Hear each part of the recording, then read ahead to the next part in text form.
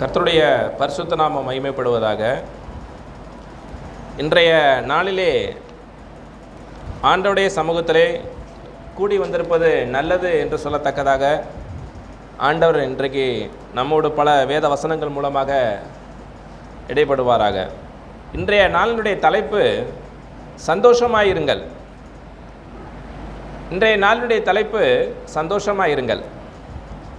இந்த காரியத்தை நான் உங்களுக்கு விளக்கி கூறுவதற்கு முன்பதாக, நம்முடைய இந்திய தேசத்திலே கடந்த மாதத்தில் பார்த்திங்கன்னா பல அரசியல் மாற்றங்கள் ஏற்பட்டிருக்கிறது. மத ரீதியாக இந்துக்கள் மத்தியில் ஒரு பெரிய எழுப்புதல் என்கிறது போல அவங்க கோயில்களை கட்டியிருக்கிறார்கள். ராமபிரானுக்கு கோயிலை கட்டி அந்த பிரதிஷ்டை பண்ணியிருக்காங்க, கும்பாபிஷேகம் நடத்தியிருக்கிறாங்க. நான் ஆண்டவர்கிட்ட கேட்டேன், ஆண்டவரே இதனுடைய காரியம் என்ன என்று சொல்லி நான் ஆண்டவர்கிட்ட கேட்கும்போது, நான் சில காரியங்களை விளக்கத்தை உங்களுக்குள் சொல்ல நான் கடமைப்பட்டிருக்கிறேன். நானும் இந்து குடும்பத்திலிருந்து இயேசுவை ஏற்றுக்கொண்டு வந்தபடினாலே, அந்த மதத்தினுடைய பாரம்பரியத்தை அறிந்தபடினாலே உங்களோட நான் தைரியமாக பேசுவது எனக்கு இலகுவாக இருக்கிறது. அப்போ நான் இருதயத்தில் எனக்குள்ள ஒரு யோசனை வந்தது. எத்தனை இந்துக்கள் கடவுள்கள் இருக்கிறார்கள். சைவ சித்தாந்தத்தின்படி சிவனை ஆராதிக்கிறவர்கள் இருக்கிறார்கள். வைணவ சித்தாந்தத்தின்படி விஷ்ணுவை ஆராதிக்கிறவர்கள் இருக்கிறார்கள். இன்னும் ஒவ்வொருத்தரும் அவங்களுடைய குலதெய்வம் என்று சொல்லி எத்தனையோ தெய்வ வழிபாடுகள் நம்முடைய கிராமங்கள் தோறும் இருந்தாலும், இந்த ராமருக்கு கோயிலை கட்ட வேண்டும், ராமபிரானுக்கு ஒரு கோயிலை எழுப்ப வேண்டும் என்று சொல்லி ஒரு வைராக்கியத்தோடு பல ஆண்டுகளாக செயல்பட்டு இன்றைக்கு அவர்கள் கட்டி முடித்திருக்கிறார்கள். இது எல்லாருக்கும் ஒரு மாற்று மதத்தினருக்கு இது ஒரு சில விஷயங்களில் ஒரு அஜிடேஷன், அதாவது ஒரு அதிர்வை உண்டு பண்ணக்கூடிய காரியமாக இருந்தாலும், நம்முடைய அப்போஸ்தல உபதேச சட்டத்திலே எழுதியிருக்கிறபடி எப்பொருள் யார் யார் வாய் கேட்பினும் அப்பொருள் மெய்ப்பொருள் காண்பதறிவு என்ற திருவள்ளுவர் சொல்லியபடி இதனுடைய மெய்ப்பொருள் என்ன என்பதை நம்ம ஆராய்ந்து பார்க்க நம்ம கடமைப்பட்டுள்ளோம். ஏனென்றால் இவ்வளோ பெரிய ஒரு தெய்வத்திற்கு மட்டும் ரொம்ப அதிகமாக எழுப்புதலாக இந்த தேசத்தில் ஒரு காரியம் நடந்து வருகிறது என்றால் அதை குறித்து நம்ம ஆச்சரியப்பட வேண்டாம். கிறிஸ்தவர்களுக்கு மகிழ்ச்சியாக ஒரு செய்தி இதில் என்ன இருக்குன்னா, அவங்க சொல்கிற அந்த இதிகாச தொடர்கள் எல்லாமே இயேசு கிறிஸ்துவை பற்றின சுவிசேஷத்தினுடைய மறைபொருள் தான்.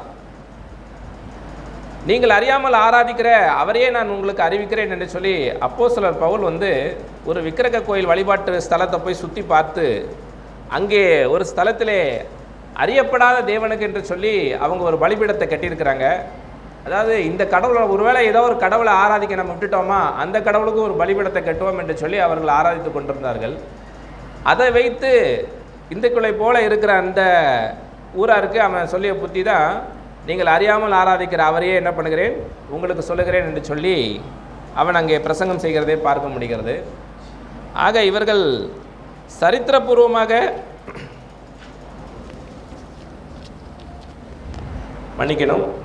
சரித்திரபூர்வமாக ராமபிரான் வாழ்ந்த காலம் என்ன, அதற்கான ஆராய்ச்சிகள் தொல்பொருள் ஆராய்ச்சி உங்கள்கிட்ட இருக்கிறதா என்று சொல்லி அவங்க கேட்டாலும், இந்துக்கள்கிட்ட இல்லாட்டினாலும்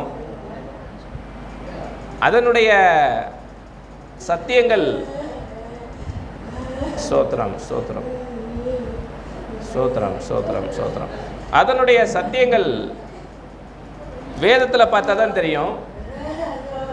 ஏன்னா ராமருடைய அந்த சரித்திர செய்தி பார்த்தீங்கன்னா அதற்கான அடையாளம் நம்முடைய வேதத்தில் இருக்கிறது என்றே நாம் பார்க்க முடிகிறது. ஏன்னா சோத்திரம் சோத்திரம் நன்றி நன்றி சோத்திரம். அதாவது ராமர் என்பவர் ஒரு மனித அவதாரமாக இருக்கிறார். அதாவது கடவுள் என்பவர் பூமிக்கு மனிதனாக இறங்கி வந்தார் என்று சொல்லப்பட்டிருக்கிறது. இயேசு கிறிஸ்துவும் ராமனுடைய அந்த அவதாரத்தை போல பூமியிலே மனுஷனாக அவதரித்தார் என்று வேதம் சொல்லப்பட்டிருக்கிறது. இயேசு கிறிஸ்து தம்முடைய சுய திட்டத்தின்படி செய்ய வரல, அதற்கு பதிலாக தன்னுடைய பிதாவுடைய சித்தத்தை செய்ய வந்தார். அதுபோல ராமரும் வனவாசம் போகும்போது சுய சித்தத்தின்படி செய்யாமல் அவர் தன் தகப்பனுடைய தசரதனுடைய அந்த கட்டளைகளுக்கு கீழ்ப்படிந்து வனவாசம் சென்றார் என்று பார்க்க முடிகிறது. அங்கே அவர் சீதையை தேடினார் என்று சொல்லப்பட்டிருக்கிறது. சீதை என்பவள் ராமனுடைய மனைவி. அதே போல் இயேசு கிறிஸ்துவும் தன் மனைவியாக சபையை தேடி வந்தார் என்று வேதம் சொல்லியிருக்கிறது. அது மாத்திரமில்லாமல் சீதை தன் கற்புக்காக ராமனிடத்தில் போராடினாள் என்று சொல்லப்பட்டிருக்கிறது, காத்து கொண்டாள் என்று சொல்லப்பட்டிருக்கிறது. இன்றைக்கு சபையாக இயேசு கிறிஸ்துவும் உலகத்துக்கு ஒத்த வேஷம் தரிக்காதபடிக்கு தன் கற்பை காக்க போராடி கொண்டிருக்கிறாள் என்று வேதம் சொல்லியிருக்கிறது. ஆகையால் இவையெல்லாம் சுவிசேஷத்தினுடைய அந்த மறைபொருளாக இருக்கிறபடினாலே அந்த சத்தியத்தை உணராத இந்துக்கள் சரி ஒரு கோயிலை கட்டுவோம், அதுக்கு ஒரு பிரதிஷ்டை செய்வோம் சொல்லி வைராக்கியமாக அவர்கள் அந்த காரியத்தை செய்தார்கள், கடவுளுக்கு என்று செய்தார்கள் என்று பார்க்க முடிகிறது. அவங்க யூதர்களைப் போல எப்படி ஒரு தேவாலயம் கட்டப்பட வேண்டும் என்று சொல்லி அவர்கள் அங்கே யூதர்கள் போராடி கொண்டிருக்கிறார்களோ, இவர்களும் நாங்கள் கடவுளுக்காக ஒரு ஆலயத்தை கட்டுவோம் என்று சொல்லி இந்தியாவிலே போராடி வெற்றி கண்டிருக்கிறார்கள். இதை குறித்த வேத வசனத்தின்படி நம்ம ஆராய்ந்து பார்ப்போம்னா, சங்கீத புஸ்தகத்தில் அழகாக ஆண்டவர் சொல்லியிருக்கிறாரு. இயேசுவை பார்த்து பிதா சொன்னார், உம்முடைய சத்துருக்களை பாதப்படியாக்கி போடும் வரைக்கும் நீ என்னுடைய வலது பாரசத்தில் உட்காரும் என்று சொல்லி இயேசுவுக்கு கட்டளையிட்டாராம். இன்றைக்கு அந்த ராமருடைய கூட்டம், ராம் கூட்டம் எல்லாமே கிறிஸ்தவர்களுக்கு எதிரியாக, இந்த மதத்திற்கு நாங்கள் எதிரி என்று சொல்லக்கூடிய அளவுக்கு அவங்க நடந்தாலும், இயேசு கிறிஸ்துவுக்கு சத்துருக்களை போல அவங்க காணப்பட்டாலும், வசனம் சொல்லுகிறது உன்னுடைய சத்துருக்களை நான் பாதப்படியாக்கி போடுவேன் உனக்கு என்று சொல்லி பிதாவாகிய தேவன் கட்டளையிட்டிருக்கிறார். இயேசு கிறிஸ்துவனுடைய பாதத்திற்கு அவையெல்லாம் பாதப்படியாக்கி போடும் வரைக்கும் இயேசு கிறிஸ்து நம்முடைய தேவன் இயேசு கிறிஸ்து பிதாவுடைய வலது பாரசத்தில் உட்கார்ந்து நமக்காக பரிந்து பேசி கொண்டிருக்கிறார் என்பதை நாம் ஒருபோதும் மறந்து போய்விடக்கூடாது. அதனால் உலகத்தில் எந்த காரியமாக இருந்தாலும், மத காரியமாக இருந்தாலும், அது உண்மை என்று விளங்கினால் அது சுவிசேஷத்தினுடைய மறைபொருளாகத்தான் இருக்க வேண்டும் என்று தவிர, அதை தவிர வேறு ஒரு காரியமும் கிடையாது. அதனால் இப்படிப்பட்ட மக்கள் எல்லாம் தேவனுக்கு சத்துருக்களைப் போல என்று எண்ணப்பட்டாலும் இயேசு கிறிஸ்துவனுடைய பாதப்படிக்கு வரும்படி நாம் எல்லாரும் வேண்டிக் கொள்ள வேண்டும். அது நிமித்தம் அவர்களை நம்ம பகைக்கிறதோ அவர்களை குற்றம் சொல்வதோ என்று இல்லாதபடிக்கு அவங்களையும் தேவன் தெரிந்து கொண்டிருக்கிறார். ஆனால் கொஞ்சம் தூரமாக இருக்காங்க, இயேசு கிறிஸ்துவுக்கு இன்னும் சத்தியத்தை அறியாததுனாலே, அந்த சுவிசேஷம் அவர்களுக்கு மறைபொருளாக இருக்கிறபடினாலே அந்நியர்களாக இருக்கிறார்கள் என்று தெரிந்து கொண்டு அவங்களுக்கும் சாந்தத்தோடு இந்த சத்தியத்தை சொல்ல நாம் யாவரும் கடமைப்பட்டிருக்கிறோம் என்கிற காரியத்தை விளக்கி இன்றைக்கு நம் கொடுக்கப்பட்ட தலைப்பின் கீழே நாம் போவோம். முதலாவதாக கிறிஸ்தவர்களுக்கு சந்தோஷம் எதனால் வருகிறது? லூக்கா 12வது அதிகாரத்தில் ஒரு செல்வந்தன் ஒரு பெரிய ஆலையை இடித்து கட்டினானா, எனக்கு அதிக வருமானம் வருகிறது, அதிக தானியங்க வருகிறது, இதெல்லாம் இடித்து பெரிதாக கட்டி, என் ஆத்துமாவே நீ பூரிப்பாயிரு, நீ ரொம்ப சந்தோஷமாயிரு, உனக்காக நான் நிறையா விஷயத்தை அந்த பூமியில் சேமித்து வைத்து கொண்டேன் என்று சொல்லி அவன் தன் மனதிற்குள் சொல்லி கொண்டானா. ஆனால் இதை கண்ட தேவன் அவனை பார்த்து சொல்லுகிறார், மதிகேடனே, உன் ஆத்மா உன்னுடைய உயிரை நான் இன்றைக்கி ராத்திரியில் எடுத்துக்கொண்டால் நீ சம்பாதித்த சொத்துக்கெல்லாம் யாருடையதாகும் என்று சொல்லி அவனிடத்துல கேட்டாராம்.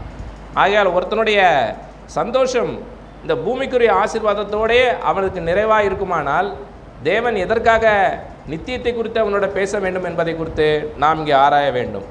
அதனால் உலக பிரகாரமான சந்தோஷம், இந்த செல்வம், இதெல்லாம் நமக்கு நிறைவாக இருந்தால் அது ஒருவனுக்கு மெய்யான சந்தோஷமாக இராது.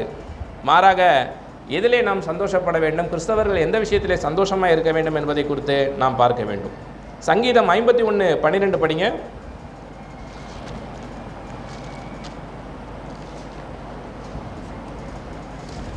சங்கீதம் 51:12 வசனம்.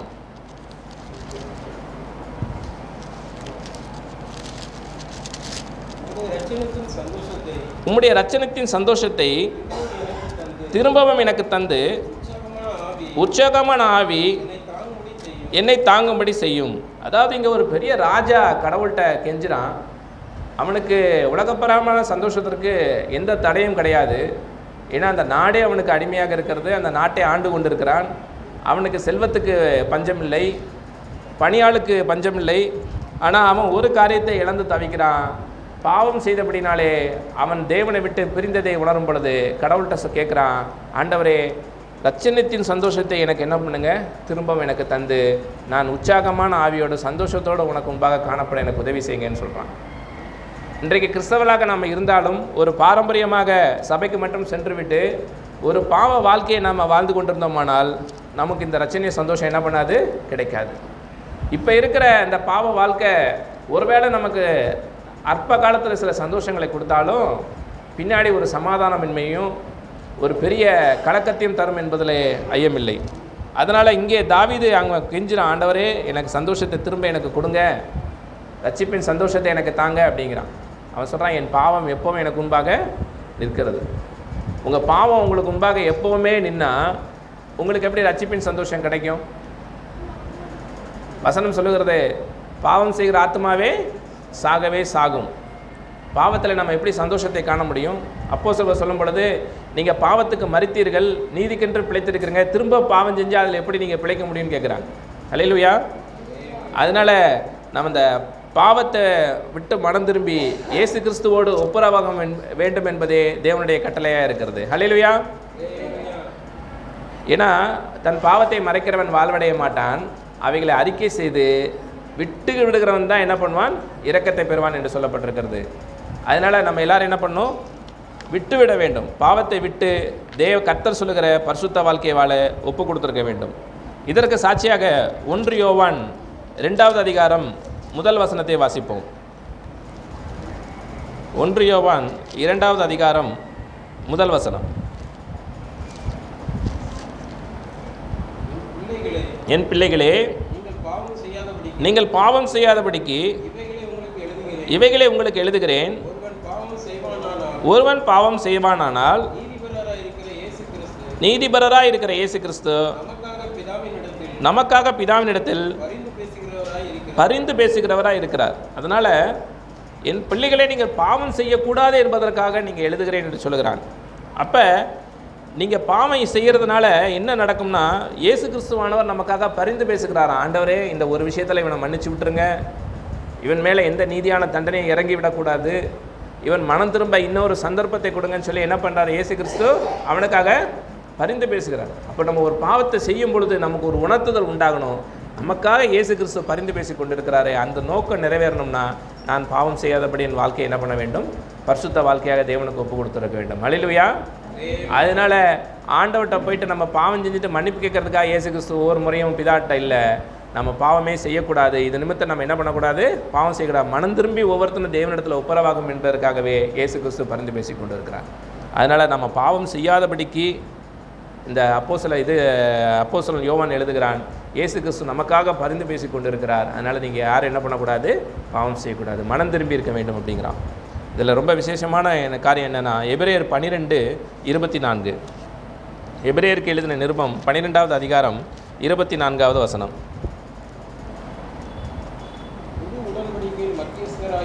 இந்த புது உடன்படிக்கையின் மத்தியஸ்தராகிய இயேசு கிறிஸ்துவின் இடத்திற்கும் ஆபேலினுடைய ரத்தம் பேசினதை பார்க்கணும், நன்மையானவைகளை பேசுகிற ரத்தமாகிய தெளிக்கப்பட்ட ரத்தத்தினிடத்திற்கும் வந்து சேர்ந்தீர்கள். பழைய ஏற்பாட்டில் ஆபேல் என்கிற ஒரு நீதிமான் தான், அந்த தேவனுக்கு பிரியமானவன். ஆனால் அவனுடைய சகோதரனாலே இவன் கொல்லப்பட்டான். கொல்லப்பட்ட போது ஆபேலுடைய ரத்தம் பூமியிலேருந்து தேவனை நோக்கி கூப்பிட்டதான், என்னது, என் சகோதரன் என்னை கொன்னுட்டான், இதுக்கு நீதி செய்யுங்க, இதுக்கு பழி வாங்குங்க அப்படின்னு சொல்லிச்சான். உண்மைதான். அதாவது நம்ம எந்த தப்பும் செய்யாத போது நம்மை ஒருவர் எதிர்த்து நம்ம ஏதாவது செய்தார்களானால் அவர்களுக்கு விரோதமாக நம்ம எழும்பி நியாயம் கேட்பது நியாயம்தான். ஆனால் இங்கே ஆபேல் அப்படி ரத்தம் அப்படி நியாயம் விசாரித்ததென்றால் ஆபேலுடைய ரத்தத்தை பார்க்கிலும் நலமானவைகளை பேசுகிற இயேசு கிறிஸ்துடைய ரத்தம் என்று சொல்லப்படும். அப்போ என்ன அர்த்தம், இயேசு கிறிஸ்துடைய ரத்தம் நமக்காக எப்படி பண்ணுது, பரிந்து பேசுகிறது. இயேசுவே, தேவனே இவர்களை மன்னியும். சிறுவையில் ரத்தம் சிந்தும் போது அவர் பேசின வார்த்தைகள் நம்ம கேட்டப்போமே, பிதாவே இவர்களுக்கு மன்னியும், தாங்கள் செய்கிறது என்னதென்று அறியாது இருக்கிறார்களே. இதை உணர்ந்தானால் பாவம் செய்ய மாட்டான். அல்லேலூயா. என் பிள்ளைகளே, நீங்கள் பாவம் செய்யாதபடிக்கு உங்களுக்கு இவர்கள் எழுதுகிறேன். ஒருவன் பாவம் செய்கிறவனாக இருந்தால் கர்த்தராகிய இயேசு கிறிஸ்து நமக்காக பிதாவின் இடத்துல என்ன பண்ணுகிறார், பரிந்து பேசி கொண்டிருக்கிறார். அந்த பரிந்து பேசுகிற ரத்தத்தின் இடத்துக்கு தான் நம்ம என்ன பண்ணியிருக்கோம், வந்திருக்கணும். ஆபேல் நீதிமான் தான், அவனை காட்டிலும் ஒரு நீதிமான் ஒருவர் இருக்கிற உத்தமர் இருக்கிறார்னா அது ஆண்டவராக இயேசு கிறிஸ்துவை தவிர வேற ஒருத்தரும் கிடையாது. அதனால் அந்த ரட்சிப்பினுடைய அந்த சந்தோஷத்தை நாம் எப்போவுமே கிறிஸ்தவர்கள் காத்துக்கொள்ள வேண்டும். ஏன்னா இது இயேசுப்ப எனக்கு நான் செஞ்ச பாவத்துக்கு இவ்வளோ நாள் நான் கிறிஸ்தவனாக வாழ்ந்துட்டேன், ஆனால் ஒரு பாவ வாழ்க்கையை தான் வாழ்ந்திருக்கேன், வெளி உலகத்துக்கு தெரியாது, இயேசு என்னை ஏற்றுக்கொள்வாரா என்கிற ஐயம் உங்களுக்கு ஏற்படுமாயின் எபிரேயர் 4வது அதிகாரம் 16வது வசனத்தின்படி ஒரு விஷயத்தை சொல்ல கடமைப்பட்டிருக்கிறேன். எபிரேயர் 4வது அதிகாரம் 16வது வசனம். ஆதலால் நாம் இரக்கத்தை பெறவும் ஏற்ற சமயத்தில் சகாயம் செய்யும் கிருபை அடையவும் தைரியமாய் கிருபாசன தண்டையிலே சேரக்கடவும். அதாவது தைரியமாக கிருபாசன தண்டைக்கு வாங்க. இயேசு கிறிஸ்து நீதிபதியாக அந்த நீதி ஆசனத்தில் அவர் உட்கார்ந்துருக்கல. இப்போ என்ன நமக்கு இரக்கம் செய்வதற்காக கிருபாசனத்தில் உட்கார்ந்துருக்கிறார். ஆசனம் என்றால் சேர், அந்த ஒரு அரியணை. ஸோ அதில் உட்கார்ந்துருக்கிறார். அதனால நம்ம என்ன பண்ணணும்? பாவத்தை விட்டு நம்ம மனம் திரும்புவதற்காக, தைரியமாக மன்னிப்பை பெறுவதற்காக என்ன பண்ண வேண்டும்? இயேசு கிறிஸ்துவிட்ட தைரியமாக செல்ல வேண்டும் என்று சொல்லி இந்த வேதம் சொல்லியிருக்கிறது. அதனால் இயேசு என்னை ஏற்றுக்க மாட்டாரோ அப்படின்ற அந்த ஐயம்லாம் நமக்கு வேண்டாம். மனம் திரும்பி வருகிற ஒவ்வொருத்தரையும் இயேசு கிறிஸ்துவானவை ஏற்றுக்கொள்கிறார். ஹல்லேலூயா. அதனால் இன்றைக்கி நான் ஒரு அழகான நல்ல வசனத்தை படித்தேன் நீதிமொழிகள். என்னென்னா, ஒரு அதிபதி ஒருத்தன் பைபிள் எடுத்து படித்து திடீர்னு மூடி வச்சுட்டானா. என்னன்னு கேட்டால், அவனை குற்றப்படுத்துகிற மாதிரி, அவனுடைய பாவத்தை உணர்த்துக்கிற மாதிரி அதில் ஒரு வசனம் வந்திருக்கு. அன்றைக்கி போதகட்ட அவன் பேசியிருக்கான், இந்த மாதிரி எனக்கு ஒரு பைபிளில் ஒரு வசனம் இருந்துச்சு, அதை படித்து பார்க்கும்போது எனக்கு எப்படி இருந்துச்சு, பயமாக இருந்துச்சு, அதனால் மூடி வச்சுட்டேன், அதுக்கப்புறம் பைபிளை படிக்கக்கூடாது அப்படின்ட்டான். ஏன் பிரதர் அப்படின்னா, இல்லை அந்த ஒரு விஷயத்தில் கடவுளுக்கு நான் இன்னைக்கு கீழ்ப்படியாமல் இருக்கேன்றது தெரியுது அப்படிங்கிறானா. அப்போ அந்த போதகர் சொன்னாராம், யாராவது உங்களுடைய பெரிய முதலாளி உங்கள் மேலே ஒரு குற்றம் சுமத்தும் பொழுது நீங்கள் அவர் சமூகத்தை விட்டு ஓடுவீங்களா, இல்லை செஞ்ச தப்புக்காக மன்னிப்பு கேட்டு அவரோட ஒப்புரவாவீங்களான்னு கேட்டாங்க. அவர் முதலாளியாக இருக்கிற பட்சத்தில் அவர் எப்படி பிரதர் எதிர்த்துக்க முடியும்? அவர் சொன்ன தப்பு ஏதாவது மேலே குற்றம் சுமத்தினா நாங்கள் என்ன பண்ணணும்? அவருக்கு இணங்கி தான் போக முடியுமே தவிர, இனிமேட்டு அந்த குற்றம் நடக்காதபடி நான் இப்போ காத்துக்கொள்கிறேன்னு தான் சொல்கிறேன்னு தவிர, அவரை விட்டுட்டு நாங்கள் எதிர்த்துட்டுலாம் ஓட முடியாதுல்ல அப்படின்னு பார்க்கலாம். அதை தான் தேவனிடத்திற்கும் செய்யுங்கிறாரு. ஹல்லேலூயா. அதுபினுடைய கோபம் உன்மேல் எழும்பினால் உன் ஸ்தானத்தை விட்டு நீ விலகாதே. அப்படி விலகாமல் நீ அவனுக்கு இணங்கி போனோன்னா அநேக குற்றங்களை அமர்த்தி போடும்ன்றிருக்கு. ஹல்லேலூயா. நீங்கள் எவ்வளோ பெரிய குற்றங்கள் செய்தாலும் நீங்கள் தேவனுக்கு முன்பாக உங்களை நீங்கள் தாழ்த்தி, இந்த தப்பை நான் செஞ்சேன், இதுலேருந்து எனக்கு மன்னிப்பு கொடுங்க, நான் இனி செய்ய மாட்டேன்னு சொல்லி அவர் ஸ்தானத்தில் நீங்கள் நிற்கும் பொழுது ஆண்டவர் என்ன பண்ணுவார்? அநேக குற்றங்களை என்ன பண்ணுவார்? மன்னித்து விடுவார். ஹல்லேலூயா. புதிய ஏற்பாடு சொல்லும்போது அநேக குற்றங்களை நீக்கத்தக்கதாக இந்த ரத்தம் சிந்தப்பட்டிருக்கிறது என்று சொல்லப்பட்டிருக்கு. அதனால் தேவனிடத்தில் அன்பு செலுத்துங்க. அன்பு அநேக பாவங்களை மூடும். நீங்கள் தேவனிடத்தில் அன்பு செலுத்த தேவன் பல விஷயங்களை என்ன பண்ணுவார்? உங்கள்கிட்ட கணக்குலேருந்து எடுத்துக்க மாட்டார். இவன் இன்னும் அன்புக்கு செய்கிறானே, இவனை இன்றைக்கி என்ன பண்ணுவான்? இன்னமும் மன்னித்து அவனை ஏற்றுக்கொள்வோம் என்று சொல்லி தான் சொல்லுவார். அதனால் அந்த ரட்சணையுடைய சந்தோஷத்தில் நம்ம என்ன பண்ணணும்? இருக்க வேண்டும். ரெண்டாவது காரியமாக பிலிப்பியர் 4:4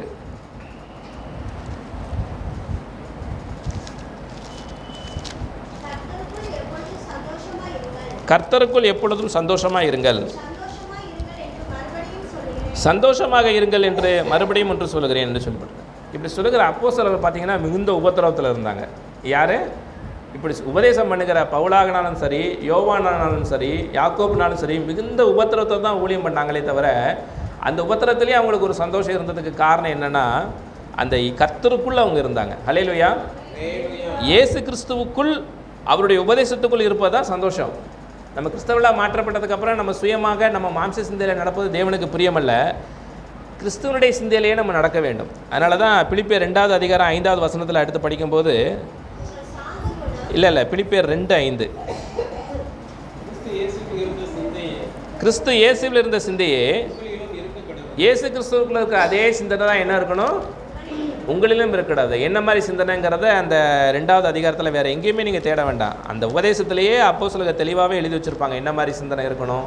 இயேசு தன்னை தாழ்த்தினது போல் நீங்களும் தாழ்த்தணும், ஏக சிந்தையுள்ளவர்களாக இருக்கணும், ஒருவருக்கு கீழ்ப்படிந்து போகணும்னு சொல்லி அங்கே காணப்படுகிறது. அப்போ கிறிஸ்துவுக்குள்ளே, இந்த அப்போஸ்தல உபதேசத்துக்குள்ளே, இந்த இயேசு கிறிஸ்துடைய சிந்தைக்குள்ளேயே நம்ம இருக்க வேண்டும் என்பது தான் தேவனுடைய சித்தமாக இருக்கிறது. அந்த சிந்தனை நமக்குள்ளே நிறைவாக இருக்கும் பொழுது நம்ம எப்படி காணப்படுவோம்? சந்தோஷமாக காணப்படுவோம். நம்முடைய வருத்தங்கள் எல்லாம் என்ன பண்ணுது? அது போய்விடும். ஒருத்தர் சொன்னால், நான் ஆண்டவரே 2008 எனக்கு இப்படி ஒரு வாக்குத்தத்தம் கொடுத்தீங்க, 2016 ஒரு வாக்குத்தத்தம் கொடுத்தீங்க, 2020 கொடுத்தீங்க, ஆனால் இது எல்லாமே எனக்கு நடக்கவே இல்லையே. நான் உமக்குள்ளே தானே இருக்கிறேன், உமக்குள்ளே தானே நான் காணப்படுறேன், எனக்கே அப்படிலாம் நடக்கலை அப்படின்னாரு. அப்போ அந்த ஊழியக்காரனை பார்த்து ஆண்டவர் சொன்னாராம், நீ பட்டியலிடுகிற இந்த காரியம் நான் வாக்குத்தத்தம் உனக்கு கொடுத்தது உண்மைதான். என்னது? உண்மைதான். இதெல்லாம் எவற்றை பற்றி இருக்கிறதுன்றதை நீ கொஞ்சம் எனக்கு சொல்ல அப்படின்னாராம். எல்லாமே உலக பிரகாரமான ஆசீர்வாதமாகவே இருந்திருக்கு. எப்படி இருந்திருக்கு? உலக பிரகாரமான ஆசீர்வாதமாகவே இருந்திருக்கு. அப்போ ஆண்டவர் சொன்னாரா, இதெல்லாம் அழிந்து போயிடும் கொஞ்ச நாளில், உனக்கு நிலையான சந்தோஷத்தை நான் எங்கே வச்சுருக்கேன்? பரலோகத்தில் வச்சுருக்கேன். அதுக்கு எது தேவையோ அது நிறைவேற்றும்படி நீ பூமியில் ஜாக்கிரதையாக இரு. இந்த வாக்குத்தத்தை நிறைவேறல, கர்த்தர் இதை எனக்கு சொன்னார், இது எனக்கு நிறைவேறாமல் போச்சு, இந்த காரியத்தில் நான் ஏமாந்துட்டேன்னு சொல்லி அநேக காரியங்களை நீங்கள் ஆண்டவர்கிட்ட கொண்டுட்டு வரலாம். ஆனால் ஆண்டவர் சொல்லுவார், இவையெல்லாம் அனுபவிக்கிறதுனால என்ன பண்ணப்படும்? அழிந்து போயிடும். நிலையான சுதந்திரம் நமக்கு இங்கே இல்லை, இங்கே இல்லை. வரப்போகிற காரியத்தை தான் நம்ம நாடி தேடுகிறோம். பரலோகத்திலேருந்து இயேசு கிறிஸ்து வரப்போகிறாரு, அவரை சந்திக்கிறதுக்கு நான் என்ன செய்யணும்? ஒருவேளை பொருளாதாரத்தில் நீங்கள் மந்தப்பட்டிருக்கலாம், உங்கள் சொந்த பந்தங்கள் உங்களை விட்டு போயிருக்கலாம், உங்களுக்கு நிம்மதி சில காரியங்களை விட்டு நிமித்தமாக நீங்கள் இழந்து போயிருக்கலாம். ஆனால் இவையெல்லாம் இயேசு கிறிஸ்துட்ட போகிறதுக்கு தடை இல்லை. அல்லேலூயா. இப்படியெல்லாம் நடந்துருச்சு, அதனால் இயேசுவை நான் இவ்வளோ நாள் கும்பிட்டு நான் என்ன பண்ணுறது? அதெல்லாம் நீங்கள் ஆண்டவர்கிட்ட கேட்காதீங்க. ஆண்டவர் என்ன சொல்கிறாருன்னா, பசுத்தமாக்க போதலே தேவ பயத்தோடு என்ன பண்ணணும்? பூரணப்படுத்தணும். நம்முடைய வாக்குத்தத்தம் என்ன? தேவன் நமக்கு கொடுத்த நித்திய ஜீவனை தருவேன் என்பதே அவர் நமக்கு கொடுத்த வாக்குத்தத்தம். அந்த வாக்குத்தத்தத்தில் நம்ம பிரவேசிக்கிறதுக்கு தான் நம்ம ரொம்ப ஜாக்கிரதையாக இருக்கணுமே தவிர, நம்ம உலக பிரகாரமான இந்த காரியங்கள் எல்லாம் நம்ம என்ன பண்ணக்கூடாது? இழந்துட்டோமேன்னு நம்ம நினைக்கக்கூடாது. அதான் சொல்லப்பட்டிருக்கு, கர்த்தருக்குள் என்ன பண்ணணும்? எப்பொழுதுமே சந்தோஷமாக இருங்க அப்படின்னு போடப்பட்டிருக்கு. இந்த சந்தோஷம் பார்த்தீங்கன்னா, நீங்கள் கர்த்தருக்குள்ள சந்தோஷமாக இருக்கும் பொழுது உங்களை நடத்துகிற ஊழியக்காரர்களுக்கு ஒரு பெரிய சந்தோஷம் இருக்கும். 2 யோவான் 1:4.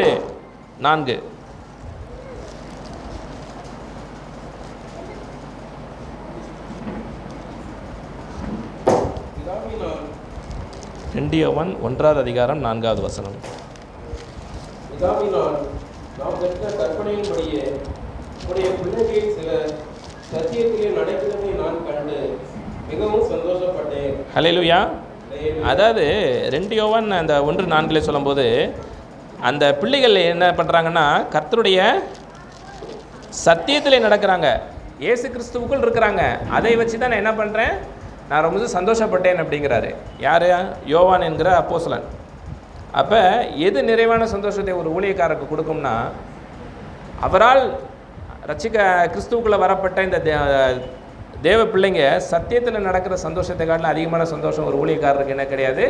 கிடைப்பது கிடையாது.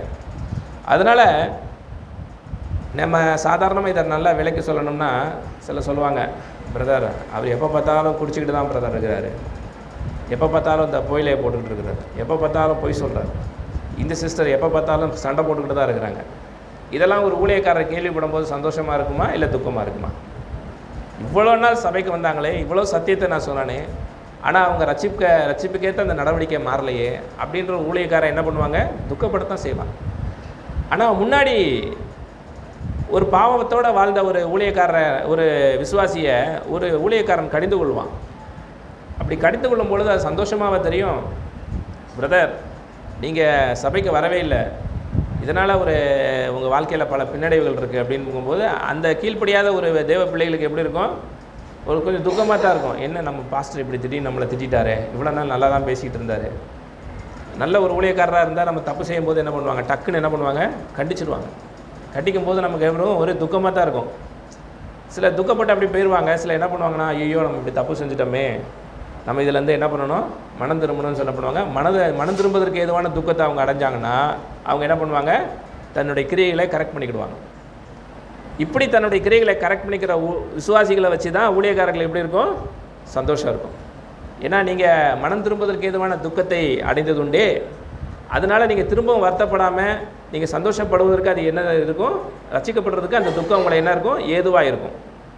ஸோ அப்படி நீங்கள் என்ன பண்ணணும்னா, கர்த்தருக்குள்ளே என்னென்ன காரியத்திலலாம் நான் சரியாக இருக்குன்னா இல்லையா, நம்மளை குறித்து வேத வசனம் என்ன சாட்சி சொல்கிறது, ஊழியர்கள் என்ன சாட்சி கொடுக்குறார்கள் என்பதை குறித்து நம்ம என்ன பண்ண வேண்டும்? அது ஜாக்கிரதையாக நம்ம காத்துக்கொள்ள வேண்டும். ஏன்னா இதை எபிரேயர் 13:17 படிங்க.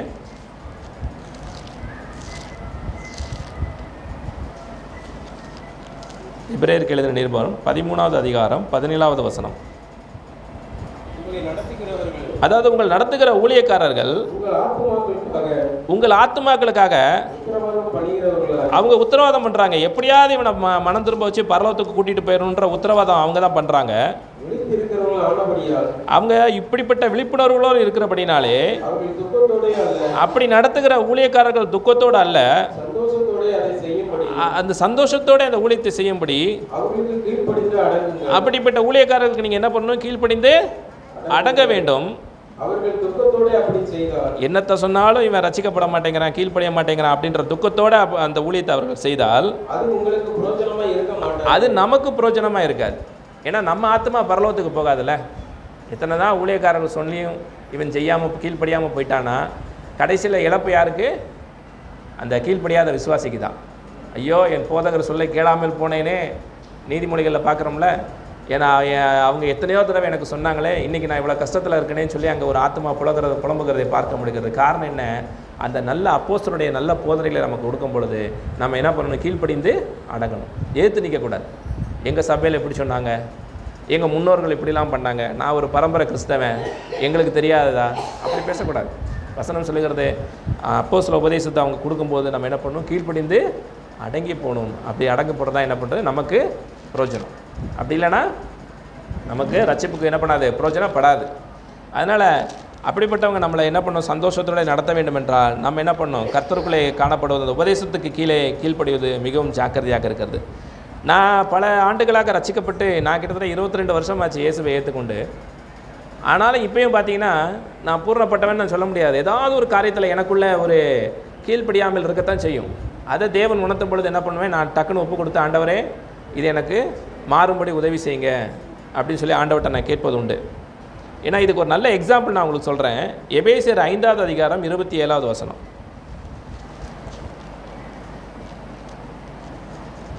எபேசியருக்கு எழுதின நிருபம் 5:27.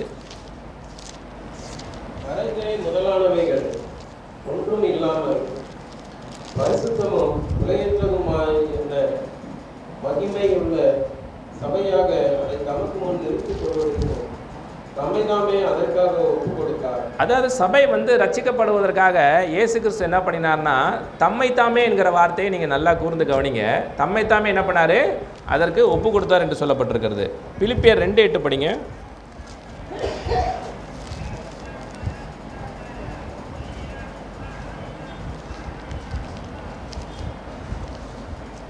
பிலிப்பியருக்கு எழுதின நிருபம் 2வது அதிகாரம் 8வது வசனம். அவர் மனுஷரூபமாய் காணப்பட்டு மரண பரியந்தம், சிலுவையில் மரண பரியந்தமும் கீழ்ப்படிந்தவராகி, இங்கே தம்மை தாமேன்னு மறுபடியும் ஒரு வார்த்தை வருது பாருங்க. தம்மை தாமே தாழ்த்தினார். அங்கேயும் தம்மை தாமே இது இருக்கு, இங்கே என்ன பண்ணிருக்கு? தம்மை தாமே தாழ்த்தினார். தீத்து 2வது அதிகாரம் 14வது வசனம். நான் வீணாக ஓடினதும் வீணாக பிரயாசப்பட்டதும் மகிழ்ச்சி கிறிஸ்துவின் நாளில் எனக்கு உண்டாயிருப்பதற்கு ஜீவ வசனத்தை பிடித்துக்கொண்டு. ஐயா தீத்து 2:14 மன்னிக்கணும். தீத்து 2:14. தீத்து 2:14.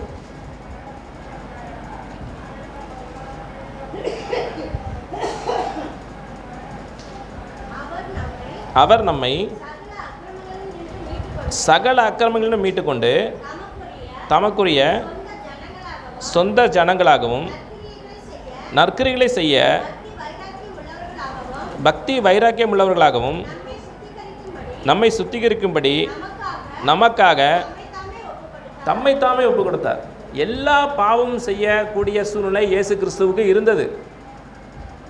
அந்த சுதந்திரத்தை பிதாவாகிய தேவன் மனுஷருக்கு கொடுத்தது போல இயேசு கிறிஸ்துவுக்கும் கொடுத்துருந்தார். இப்போ அதே சுதந்திரம் தான் விசுவாசிகளாக நமக்கும் கொடுக்கப்பட்டிருக்கிறது, நம்ம இஷ்டத்தின்படி நடப்பதற்கு. ஆனால் இங்கே நாம் யாரை முன்னோக்கணும்னா இயேசு கிறிஸ்துவை முன்னோக்கணும். ஹல்லேலூயா.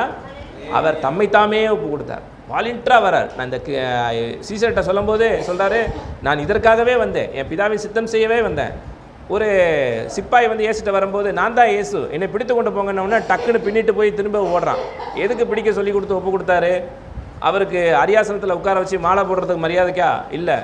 இயேசு கிறிஸ்துவை அடித்து கொலை செய்வார்கள், சிலுவையில் ஏற்றப்படுவார்கள் என்கிற அந்த சத்தியம் அவருக்கு தெரியும். இருந்தாலும் வாலண்டியராக என்ன பண்ணுறாரு? ஒப்பு கொடுக்குறாரு. தம்மைத்தாமே என்ன பண்ணுறாரு? ஒப்பு கொடுக்குறாரு. இன்றைக்கு விசுவாசிகளை நமக்கு எவ்வித நிர்பந்தமும் இல்லாவிடினா கூட இந்த சத்தியத்துக்குள்ளே நம்ம நடக்கணும் என்பதை நம்ம உணர்ந்து நம்ம என்ன பண்ணணும்? தம்மைத்தாமே ஒப்பு கொடுக்க வேண்டும். நம்மளை நாமே ஆராய்ந்து பார்க்க வேண்டும், நம்மளை நாமே பரிசித்து பார்க்க வேண்டும். ஏன்னா நம்ம சபையில் எல்லாருமே ஒரு முதிர்ந்த விசுவாசிகள் தான். இப்போ தான் சத்தியத்தை ஏற்றுக்கிட்டு வர்றவங்க ரொம்ப கம்மி. எல்லாம் பல வருடங்கள் இயேசுவை ஏற்றுக்கொண்டு விசுவாசிகளானவர்கள் தான். ஆனால் நமக்குள்ளே எப்படி காணப்படணும், நம்மை நாமே என்ன பண்ணணும், ஒப்பு கொடுத்துருக்க வேண்டும். இந்த சத்தியத்தின்படி நடக்க ஒப்பு கொடுத்து இயேசுவை போல் நம்ம மாறணும். அதனால் மற்ற ஊழியக்காரர்கள் சொல்லுவாங்க, இவங்க வந்து நமக்கு ஸ்பூன் ஃபீட் பண்ணுவாங்க. ஒரு குழந்தையாக இருக்கும்போது ஸ்பூன் ஃபீட் பண்ணலாம், ஒரு குழந்தைக்கு ஊட்டி விடலாம். அதுவே கொஞ்சம் பெரியவன் ஆனதுக்கப்புறம் நம்ம என்ன சொல்கிறோம், நீ தட்டில் சோறு போட்டு சாப்பிட மாட்டியா, உன் ட்ரெஸ்ஸை நீ துவைக்க மாட்டியா, நீயே வந்து காலையில் எழுந்திரிச்சு குளிச்சு ரெடியாக மாட்டியா, உனக்கு என்ன வயசு என்ன கம்மி நினைப்பா, இதெல்லாம் சொல்கிறோமா இல்லையா? ஒரு குழந்தையாக இருக்கும் பொழுது அந்த குழந்தையை பராமரிக்கிறதுல ஒரு ஊழியக்காரன் ஈடுபோதும் சரிதான். ஆனால் ஒரு முதிர்ச்சி அடைந்த ஒரு விசுவாசியாக மாறும் பொழுது மற்றவங்க தான் சொல்லி தான் நம்ம செய்யணுன்ற அவசியம் இல்லை. இயேசு கிறிஸ்துவை போல் என்ன பண்ணணும், நம்மை தாமே என்ன பண்ணணும், ஆராய்ந்து அவர்கிட்ட ஒப்பு கொடுக்கணும். அதனால தான் அப்போஸ்தலர் சொல்கிறாங்க, நீங்கள் பரிசுத்து பாருங்கள், சோதித்தறியுங்கள்னு சொல்லிட்டு உங்களே செல்ஃப் இன்ட்ரோஸ்பெக்ட் பண்ணுங்கள். உங்களே நீங்கள் என்ன பண்ணுங்கள், பரிசுத்து சோதித்து பாருங்கள். இயேசு கிறிஸ்துக்குள்ளே இருக்கிறோமா, விசுவாசத்தில் தான் இருக்கிறோமா, சத்தியத்தில் தான் நடக்கிறோமா என்பதை குறித்து நம்ம அப்படி நம்ம கிறிஸ்துவுக்குள்ளே நம்ம சந்தோஷம் நிறைவாக இருந்தால் தான் அது சபைக்கு ஆசீர்வாதம், நமக்கு ஆசீர்வாதம். ஹல்லேலூயா. மூன்றாவதாக ரோமர் 12:12.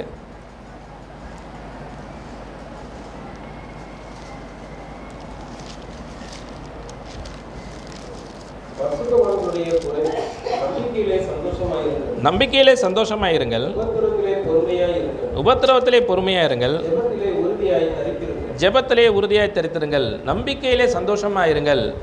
எந்த நம்பிக்கையிலே சந்தோஷமாக இருக்க வேண்டும்? ரோமருக்கு எழுதின 8வது நிருபம் 24வது வசனம். கடைசியாக சொல்லி முடிக்கிறேன். ரோமருக்கு எழுதின 8வது அதிகாரம். அந்த நம்பிக்கையினாலே நாம் ரட்சிக்கப்பட்டிருக்கிறோம். காணப்படுகிறதை நம்புகிறது ஒரு நம்பிக்கை அல்ல. ஒருத்தன் தான் பார்க்கறதை எதுக்கு நம்பணும்? நான் காணாததை நம்புவோமாகில் அது வருகிறதுக்கு பொறுமையோட காத்திருப்போம். அதாவது எந்த நம்பிக்கைன்னா, இயேசு கிறிஸ்து வரும்பொழுது நம்ம மர்வமாக்கப்பட்டு பரலோகத்துக்கு போகிறோம் என்ற நம்பிக்கை. ஹல்லேலூயா.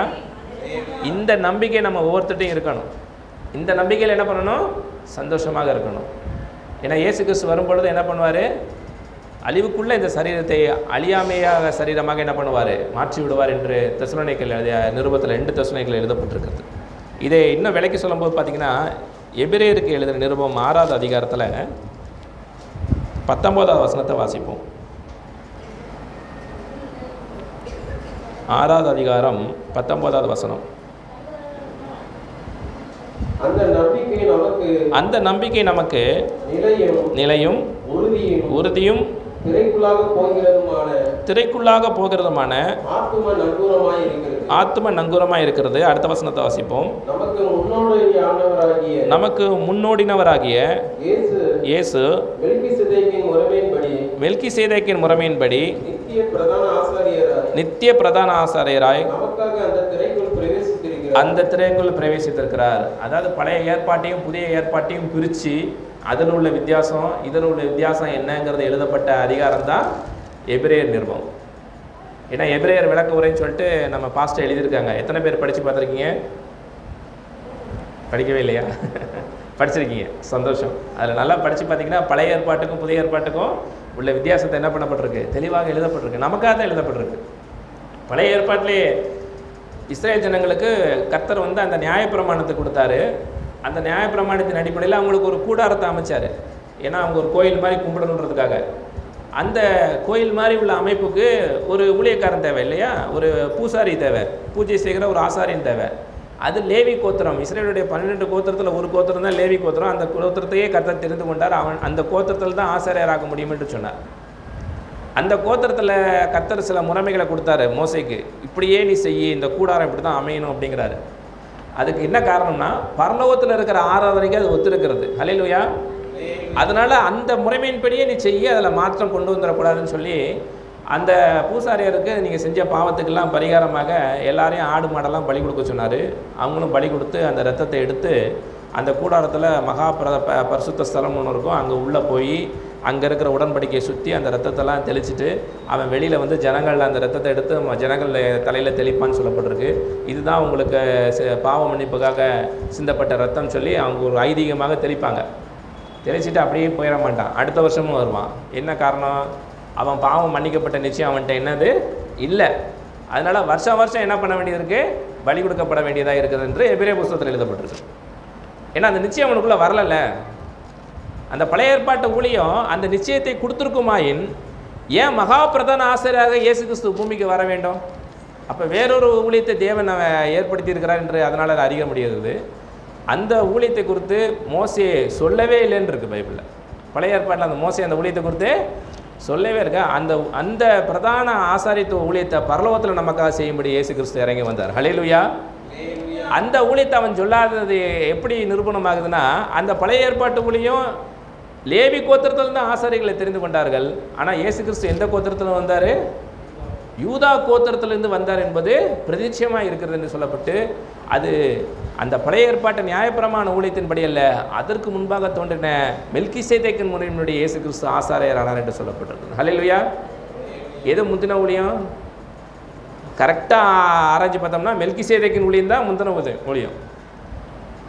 ஆக இயேசு கிறிஸ்து முன்னோடினவராக நமக்காக ஆத்ம நங்கூரமாக பிதாவுடைய வலது பாரசத்திலே வீற்றிருக்கிறார் என்கிற நம்பிக்கை, அந்த நம்பிக்கை. ஹல்லேலூயா. அந்த நம்பிக்கையினால தான் நம்ம என்ன பண்ணப்பட்டிருக்கோம்? நம்ம எல்லாரும் ரட்சிக்கப்பட்டிருக்கோம். அந்த நம்பை ஆத்ம நங்கூரமாக இருக்கிறது என்று சொல்லப்பட்டிருக்கிறது. அப்போ இயேசு கிறிஸ்து எனக்காக சிலுவையில் ரத்தம் சிந்தி மகா பிரதான ஆசாரியராக தன் சரீரமாகிய திரையின் வழியை கிழித்து கொண்டு தேவனுக்குள் பிரவேசித்திருக்கார் என்கிறது தான் நம்முடைய நம்பிக்கை. அந்த நம்பிக்கையினால தான் நம்ம என்ன பண்ணியிருக்கோம்? ரட்சிக்கப்பட்டிருக்கோம், ரட்சிக்கப்பட்டுட்டோம். நம்முடைய பாவங்கள் என்ன பண்ணியாச்சு? மன்னிக்கப்பட்டு விட்டது. அதனால தான் இயேசு கிறிஸ்துவை திரும்ப திரும்ப நம்ம என்ன பண்ணணும்? என்ன பலி கொடுக்கறதுக்கு அவசியம் இல்லை. பழைய ஏற்பாட்டில் அந்த நம்பிக்கை ஏற்படவில்லை. அதனால தான் வருடந்தோறும் அவர்கள் பலியிட்டார்கள் என்று சொல்லப்பட்டிருக்கிறது. ஸோ அந்த பழைய ஏற்பாட்டின்படிய ஊழியத்தின்படி, அந்த லேவி கோத்திரத்தின் ஊழியத்தின்படி கர்த்தர் நம்மளை ரட்சியாமல் மெல்கிசேதேக்கின் முறையின்படி புதிய ஆசாரியராக இயேசு கிறிஸ்து என்கிற ஒருவர் மூலமாக தேவன் நம்ம எல்லாரையும் ரட்சித்தார். ஹல்லேலூயா. அதனால தான் நம்ம எல்லாரும் யூதா மார்க்கம்னு சொல்லாமல் நம்ம எல்லாம் என்ன மார்க்கம்? கிறிஸ்தவ மார்க்கம். நம்ம எல்லாம் கிறிஸ்தவர்கள். இதில் ஆண் என்றும் இல்லை, பெண் என்றும் இல்லை, மேல் ஜாதி கீழ் ஜாதி இல்லை, யூதன் என்று கிரேக்கரும் இல்லை, எல்லா மக்களையும் தேவன் இதில் இழுத்துக்கொண்டார். ஹல்லேலூயா.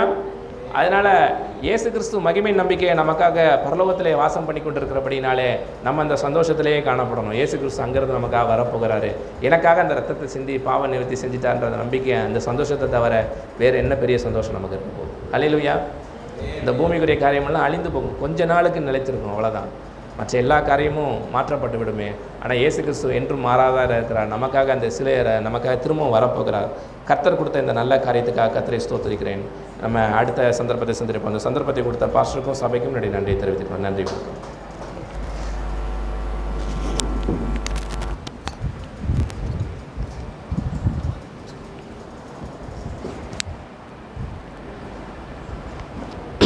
தேவனுக்கு மகிமை உண்டாகட்டும்.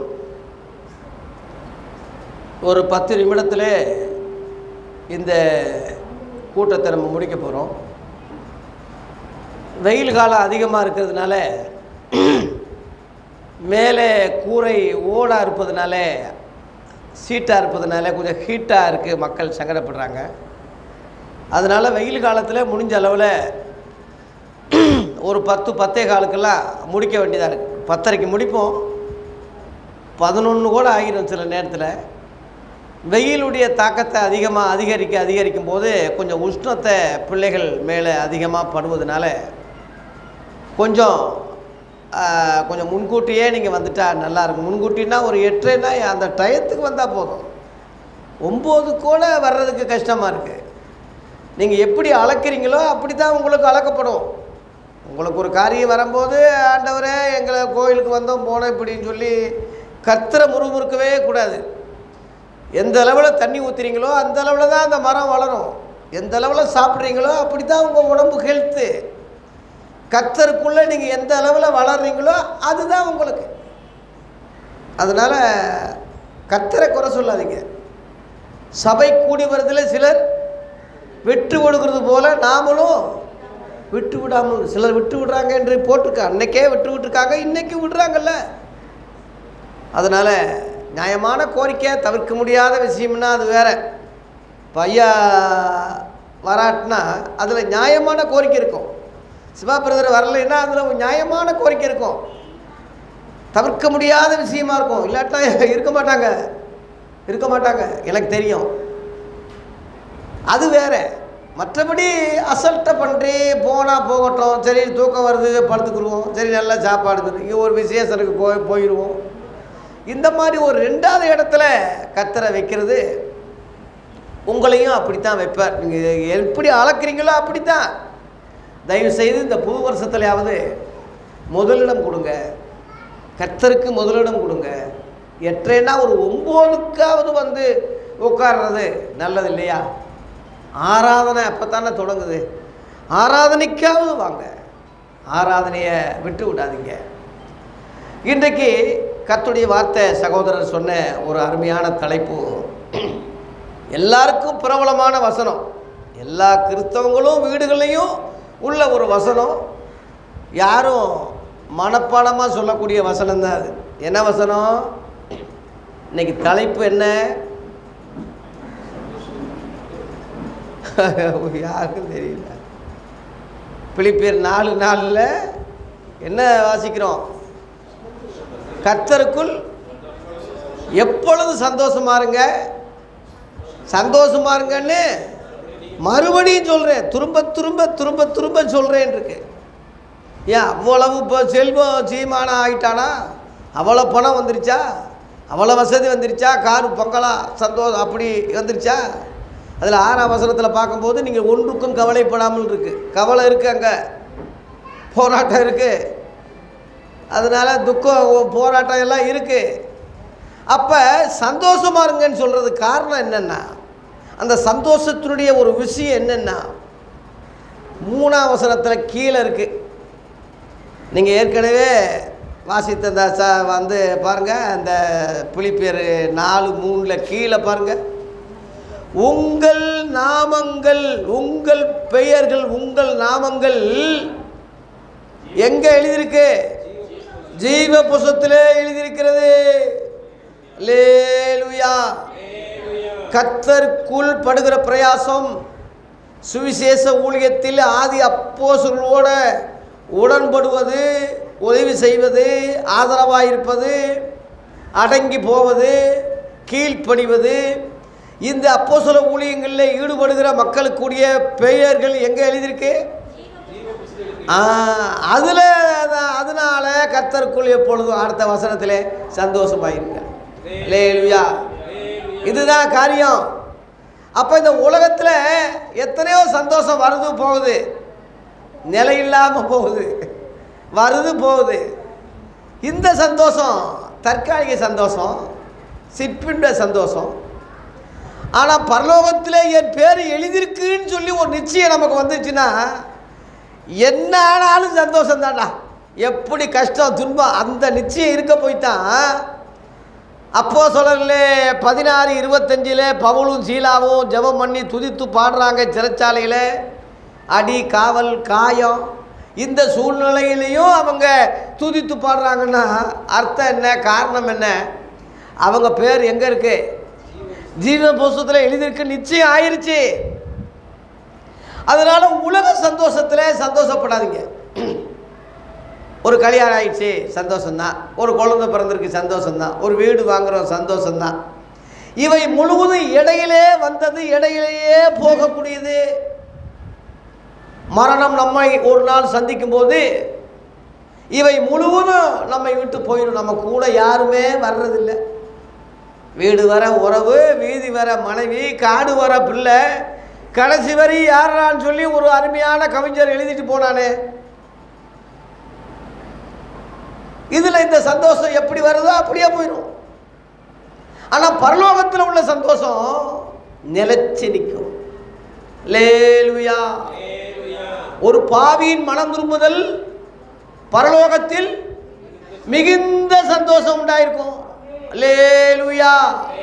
இங்கே ஒரு பாவி ரட்சிக்கப்படுவது, மனம் திரும்புவது பரலோகத்தில் மிகுந்த பெரிய சந்தோஷம். அல்லேலூயா. இதுதான் உண்மையான சந்தோஷம். லூக்கா 10:20 இயேசு சொல்கிறாரு, பிசாசி ஓடுதுன்னு கவலைப்படாதீங்கப்பா, சந்தோஷப்படாதீங்கப்பா. இதில் சந்தோஷப்படுறீங்க. நான் ஜெபம் பண்ணேன் பாஸ்டர், பிசாசி ஓடிச்சு, நான் ஜெபம் பண்ணேன் வியாதி சுகமாயிடுச்சு, நான் ஜெபம் பண்ணேன் ரட்சிக்கப்பட்டேன். இதில் இந்த உலக ஊழியங்களில் சந்தோஷப்படாதீங்கப்பா. உங்கள் நாமங்கள் பரலோகத்திலே எழுதினதுக்காக சந்தோஷப்படுங்கள் இருக்கு. அல்லேலூயா. இந்த நிச்சயம் கிறிஸ்தவர்களே உங்களுக்கு இருக்கா? எனக்கு இருக்கா? இந்த நிச்சயம் உடையவர்கள் தான் எப்போதும் சந்தோஷமா இருப்பாங்க. கஷ்டம் வரும், துன்பம் வரும், பாடு வரும், அடி வரும், அழுகை வரும், கண்ணீர் வரும், போராட்டங்கள் வரும், ஜெயில் வரும், தண்டனை வரும், எல்லாம் வந்தாலும் எதுக்குமே அஞ்ச மாட்டாயா. காரணம் என்ன? அவன் பேர் அங்கே எழுதியாச்சு. அல்லேலூயா. அதனால எப்போதும் சந்தோஷம்தான், எப்போதும் மகிழ்ச்சி தான். இதுதான் அப்போஸ்தலர்கள் எழுதி கொடுத்தாங்க. சகோதரர் ஒரு விஷயம் ஆரம்பத்தில் சொல்லும் போது ராமரை பற்றி ஒரு விஷயம் சொன்னார். அதுக்கு ஒரு விளக்கம் நான் கொடுக்க வேண்டியதாக இருக்குது. வால்மீகும் கம்பரும் ஆகிய 2 புலவர்கள் ராமாயணத்தை எழுதினாங்க. இந்த 2மே தப்புன்னு சொல்லி கீமயானம்னு ஒன்று அறிஞர் அண்ணாதுரை எழுதினார். கீமயானம் அப்படின்னு. இவைகள் முழுவதும் கற்பனை கதைகள், கட்டுக்கதைகள். இவைகள் முழுவதும் நடந்ததே கிடையாது. திரிவிதா யுகம், அந்த யுகம், இந்த யுகம்னு சொல்லி கழித்து 21,60,000 வருஷத்துக்கு முன்னாடி நடந்ததாக ராமாயணம் நடந்ததாக சொல்கிறாங்க. எத்தனை லட்சம்? 21,60,000 எங்கே இருக்குது? மனுஷன் ஜெனரேஷன் வந்ததே 6000 வருஷம்தான். இந்த இலங்கை உருவாகி 5000 வருஷம் ஆகுது. நம்ம இந்தியாவை விட்டு பிரிஞ்சு ஒரு சின்ன தீவு மாதிரி ஆகி 5000 வருஷம் ஆகுது. அப்போ 21 லட்சத்துக்கு முன்னாடி உள்ள அந்த ராமாயணத்தில் இலங்கை எப்படி இடம் பெற்றிருக்க முடியும்? ஆகவே இது ஒரு கட்டுக்கதைன்னு சொல்லி பெரியார் சொல்கிறார். ஜீவாராரா பெரியார் சொல்கிறார். ஆகவே இவைகள் கற்பனைகள், கட்டுக்கதைகள் தவிர இயேசுவோடு இவங்களை ஒப்பிட முடியாது. இயேசு சரித்திர புருஷர், கிமு கிபி வரலாறு. இயேசுவோடு அவங்களை ஒப்பிடவே முடியாது, ஒப்பிடக்கூடாது. ஆனாலும் ஒரு சின்ன நிழலாட்டம் ஏதாவது இருக்குல்ல, சொல்லாமல் பிறவாது, அல்லாமல் குறைவாது, நெருப்பு இல்லாமல் புகையாது. இப்போ ராம ராம ராம ராமலாம் ஏதாவது ஒரு அறிகுறிகள் இருக்கத்தானே செய்யும். அது வேதத்தில் இருக்கா அப்படின்னா இருக்குது, அது இருக்குது வேதத்தில். அந்த அறிகுறி இல்லாமல் இல்லை. ஆதியாகமம் 10:7 படிங்க. ஆதியாகமம் 10:7. ஆதியாகமம் 10:7.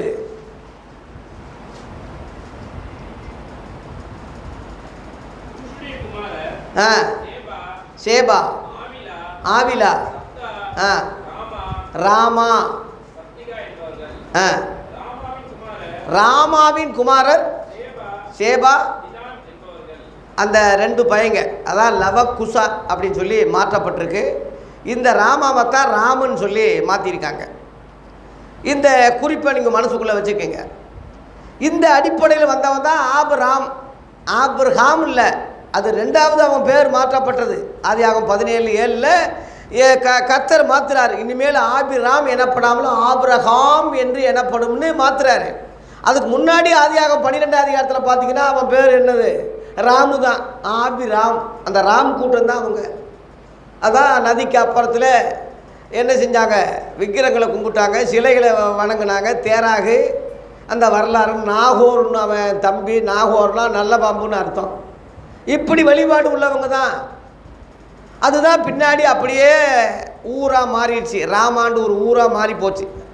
சாமுவேல் காலத்துலலாம் ராமேஷ் அப்படின்னு சொல்லி, அதான் ராமேஸ்வரம் சொல்லி இங்கே மாறி இருக்கு.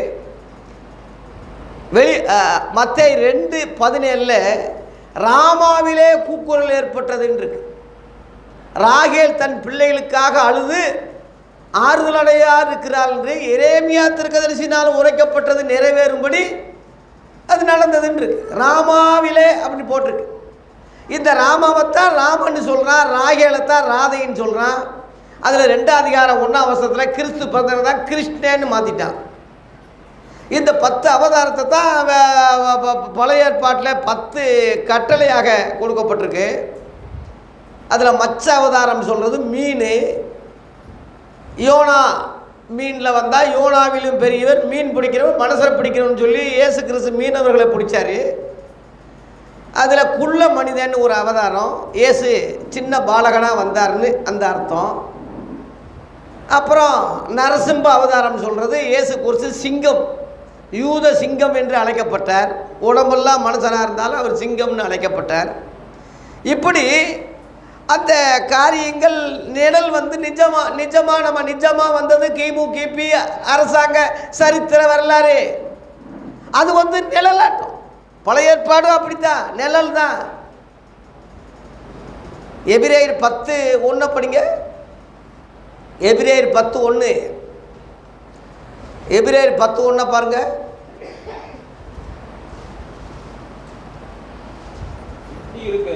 இப்படி இருக்க நியாயப்பிரமாணமானது வரப்போகிற புதிய ஏற்பாட்டில் வரப்போகிற நன்மைகளுடைய பொருள் அல்ல. அது எப்படி இருக்கு? நிழலாய் மாத்திரம் தான் இருக்கு. அப்ப பழைய ஏற்பாடுக்கு வரலாறு முழுவதும் நிழல் தானே. இன்னைக்கு 2.5 மணி நேரம் வெக்கம் இல்லாமல் பேசிக்கிட்டு இருக்கான் இன்னைக்குள்ள போதகர்கள். அவன் கிறிஸ்தவ போதகன்னு பேரு. அவன் உண்மையிலே கிறிஸ்தவ போதகன்னு இனிமேல் தயவு செய்து உங்களை சொல்லிக் கொள்ளாதீங்க. நியாயப்பிரமாண போதகர்னு சொல்லுங்க, இஸ்ரவேலின் போதகர்னு சொல்லிக்கங்க. இன்னைக்குள்ள கிறிஸ்தவ முழுவதும் யூதனா மாற்றிக்கிட்டு இருக்கான், இஸ்ரவேல்லாம் மாற்றிக்கிட்டு இருக்கான். மகா பெரிய கொடுமை. ஆகவே பழைய ஏற்பாடு நியாயப்பிரமாணம் நிழலாய் மாத்திரம் இருக்கின்றிருக்கு. நிழல் தான் அது, நிஜம் அல்ல. நிஜம் இயேசு, நிழல் தான் அது. இல்லை உலக வழிபாடுகள் மதங்கள் முழுவதும் அப்படித்தான். கொலோசியர் 2:17 படிங்க. 2:17 கொலோசியர் 2:17. அவைகள் உலக காரியங்கள், வருங்காரியங்களுக்கு உலக காரியங்கள் நிழலாக இருக்கிறது. அந்த அவைகளுடைய பொருள் இருக்கு. எப்பொருள் யார் யார் வாய் கேட்பினோ அப்பொருள் மெய்ப்பொருள் காண்பது அறிவுன்னு சொல்கிறோம்ல. அந்த மெய்ப்பொருள் அந்த பொருளுக்குரியது ஒன்றா இருக்கிறது. அது கிறிஸ்துவை பற்றினது. அல்லேலூயா. இந்த கிறிஸ்துவத்தான் அவன் கிறிஸ்டியன் சொல்கிறான், நம்ம கிறிஸ்துன்னு சொல்கிறோம். அதில் 21 படிங்க. அதுலேயே 21 கொலோசியர் 21. மனுஷனுடைய கற்பனைகள்படி போதையின்படியே உலக மக்கள் இன்னைக்கு நடக்கிறாங்க. தொடாத, ருசி பாராத, தீண்டாத, அப்படி அந்த மாதிரி மனுஷனுடைய கட்டளைகளுக்கு, அந்த மாதிரி காரியங்களுக்கு கிறிஸ்தவை ஏன்டா உட்படுறீங்கன்னு ஒரு கேள்வி கேட்குறான் பவுல். ஏன் அதில் உட்படுறீங்க? உலக வழிபாடுகளோடு நீங்கள் கிறிஸ்து எல்லாத்தையும் ஜெயிச்சிட்டாரு. இங்கே 15ஆம் வசனம் பார்த்தீங்கன்னா சிலுவையிலே வெற்றி சிறந்தார். அல்லேலூயா. சிலுவையை பார்க்கும் போதெல்லாம் நீங்கள் என்ன நினைக்கணும்னா சிலுவையிலே வெற்றி சிறந்தார். இயேசு சிலுவையில் அறையப்பட்டார்னு நினைக்காதீங்க, சிலுவையில் செத்துட்டார்னு நினைக்காதீங்க, சிலுவை ஒரு பரிதாபமான துக்கமான ஒரு சின்னம் நினைக்காதீங்க. வெற்றியின் சின்னம். அல்லேலூயா. இந்த கொலோசியர் 2:15 படி வெற்றியின் சின்னம் தான் சிலுவை. சிலுவையிலே அவர் வெற்றி சிறந்தார். அல்லேலூயா. அப்பேற்பட்ட வெற்றி வீரரை தான் பழைய ஏற்பாட்டில் நிழலாக சொல்லப்பட்டிருக்கு. புராணங்கள்ல, இதிகாசங்கள்ல, சித்தர்கள் பாடல்கள் முழுவதும் நிழலாக தான் சொல்லியிருக்கே தவிர நிஜம் அல்ல. அந்த நிஜம் இயேசு கிறிஸ்துவை பற்றிய சந்தோஷம்தான். அவரை குறித்து பாவ மன்னிப்பு நிச்சயம். அவர் நமக்காக ஜீவனை கொடுத்து இரத்தத்தை சிந்தி மனுமக்களை ரட்சிக்க மனித பிறவியாக அவதாரம் எடுத்தாரே. இதுதான் நம்முடைய பாவங்களை நிவர்த்தி செய்கிற கிருபாதார பலி அவரே. நம்முடைய பாவங்களை மாத்திரமல்ல, சர்வலோகத்தின் பாவங்களை நிவர்த்தி செய்கிற பலியா இருக்காருன்னு சொல்லி 1 யோவான் 2:2 வசனத்தில் பார்க்கிறோம். அதனால தான் உலகத்தின் பாவத்தை சுமந்து தீர்க்கிற தேவ ஆட்டுக்குட்டின்னு இருக்கு. அதனால ஒவ்வொரு சாமிகள், ஒவ்வொரு டிபார்ட்மெண்ட்டும், ஒவ்வொரு மதத்துக்கும் ஒவ்வொரு சாமி, ஒவ்வொரு பிரிவு கிடையாது. எல்லாரும் ஆதாமுடைய ஜீன்கள் தானே, ஏவாளுடைய பிள்ளைகள் தானே. அது யாரும் மறுக்க முடியும்? ஆகவே அப்படி பேர் மறைவி அப்படியே ஜாதிகள் எப்படி வந்ததுன்னா அவன் வேலை, அவன் என்னென்ன வேலை செஞ்சானோ அதுக்கு தக்க ஜாதிகள். ஆதியாகம 11ஆம் அதிகாரத்தில் பாஷைகள் பிரிஞ்சதுன்னு போட்டிருக்கு. பாஷை எப்படி பிரிஞ்சதுன்னு போட்டிருக்கு. எல்லாமே வேதாகமத்தில் இருக்குது. வேதாகமத்தில் இல்லாதது உலகத்தில் ஒன்றுமே இல்லை. ஆகவே கடைசி முடிவு என்னென்னா, இழந்து போனதை ரட்சிக்கவும் தேடவும் ரட்சிக்கவுமே இயேசு இந்த உலகத்தில் லூக்கா 19:10 படி வந்தார். வந்தவர் இந்த பாவ மன்னிப்பை நிச்சயத்தை கொடுத்து மனிதர்களுடைய பெயர்கள் எல்லாம் ஜீவ புஸ்தகத்திலே எழுத வச்சார். அல்லேலூயா. ஜீவ புஸ்தகத்திலே பேர் எழுதப்படாதவன் எவனோ அவன் அக்னி கடலில் தள்ளப்பட்டான்னு வெளிப்படுத்தல் 20:15 போட்டிருக்கு. அதை பாருங்க, அது ரொம்ப எச்சரிப்பான வசனம். அந்த படிங்க, வெளிப்படுத்தல் 20:15 ஜீவ புஸ்தகத்திலே எழுதப்பட்டவனாக காணப்படாதவன் எவனோ அவன் எங்க தள்ளப்படுறான்? அக்னி கடல்ல தள்ளப்படுறான். அக்னி கடல்ல தள்ளப்படுற லிஸ்ட் வெளிப்படுத்துற விசேஷம் 21:8 இருக்கு. அந்த பயப்படக்கூடியவர்களும் அவிசுவாசிகளும் அருவருப்பானவர்களும் கொலைபாதகரும் விபச்சாரக்காரனும் சூனியக்காரனும் விக்கிரக ஆராதனைக்காரரும் பொய்யர் அனைவரும் இரண்டாம் மரணம். முதல் மரணம் எல்லாருக்கும் வரும், இரண்டாம் மரணம் வரக்கூடாது கிறிஸ்தவங்களுக்கு. இரண்டாம் மரணமாகிய அக்கினியும் கந்தகம் எரிகிற கடலில் அவங்க பங்கடைவாங்க. ஆனால் பங்கு அடையாமல் இருக்கிறவன் யாரு? அதில் 27, அதுலேயே 27 தீட்டுள்ளதும் அருவருப்பையும் பொய்யிரடைப்பையும் ஒன்றும் அதில் பிரவேசிப்பதில்லை. ஆட்டுக்குட்டியானவரின் ஜீவ புஸ்தகத்திலே எழுதப்பட்டவர்கள் மாத்திரம் அதிலே பிரவேசிக்கிறார்கள். மாத்திரம், எல்லாரும் கிடையாது. அல்லேலூயா. அதில் 25, 26 பார்த்தீங்கன்னா உலகத்தாருடைய மகிமை வரும். எல்லாம் பணக்காரங்கள்லாம் வருவாங்க, ஐஸ்வர்யவான்கள்லாம் வருவாங்க, எல்லாம் இங்கே உள்ள பெரிய அடேங்கப்பா பெரிய பெரிய ஆளுகள்லாம் வருவாங்க. அங்கே ஒரு போர்டு எழுதி போட்டிருக்கோம், தீட்டுள்ளதும் அருவருப்பையும் பொய் நடப்பிக்காக ஒருத்தரும் உள்ளே போக முடியும். அவன் ஜனாதிபதியாக இருக்கட்டும், பிரதமராக இருக்கட்டும், மந்திரியாக இருக்கட்டும், முதல்வராக இருக்கட்டும், பெரிய சினிமா ஸ்டாராக இருக்கட்டும், எவனாக இருந்தாலும் அந்த சட்டம் தான். ஜீவ புஸ்தகத்தில் எழுதப்பட்டவர்கள் மாத்திரம் அதிலே பிரவேசிக்கிறார். அதனால தான் மக்களே, இந்த உலக பாடுகள் கஷ்டங்கள் துன்பங்கள் 1000 நமக்கு வந்தாலும் நஷ்டங்கள் எது வந்தாலும் பிலிப்பியர் 4:3 உள்ள அந்த வசனப்படி உங்கள் நாமங்கள் ஜீவ புஸ்தகத்திலே எழுதப்பட்டிருக்கு.